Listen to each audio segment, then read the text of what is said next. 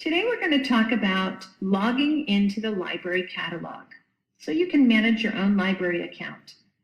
If you log in, you can see which books are checked out to you, place holds and see what books you already have on hold, renew books, and create lists of books you want to read.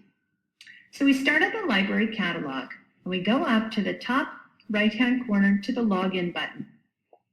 We type the first letter of your first name and then your last name. For me, it's S. Mullen Kramer. And the password is DAA12345. When you get in, you'll notice that you have only 3 options. My account will have a lot more options as a librarian, but you will have Home, Catalog, and My Info. Under My Info, you'll see all the items that you have out. Of course, you'll only have 3, and I have a million things here. My goodness, I have about 20 books checked out. But what you should notice is the Renew button on the side. That means you're able to tap that button and check out the book for an extra 2 weeks. So let's look at this top button, Knights of the Lunch Table. It's due on the 27th. If I click Renew, oh, there's a good example. I can't do it because it is a comic book. Comic books cannot be renewed. Let's try this one, Crow's Revenge. Crow's Revenge was renewed, and now I don't have to bring it back until the 6th of October. So that was a good example. Comic books cannot be renewed, and also books that have been placed on hold for somebody else cannot be renewed. You also cannot renew a book if it's late or what we call overdue, but a librarian can help you with that. You'll know it's late because it would show up here in red letters. Down here you can see the holds that I have pending. I've got a copy of Garfield on hold. Maybe I've changed my mind about that and I don't want that hold anymore.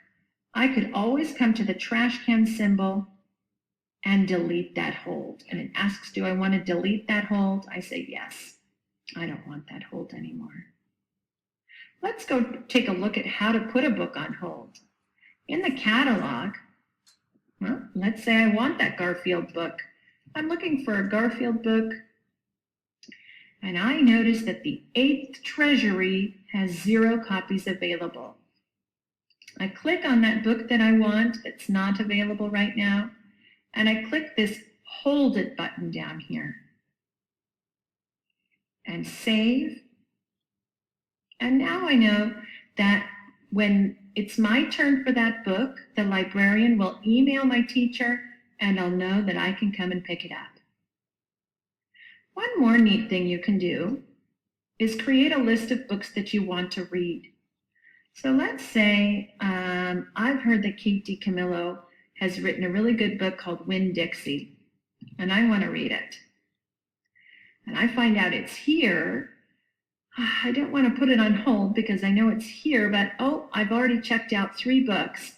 I don't want to forget about this book. I want to read it some other time, but not today.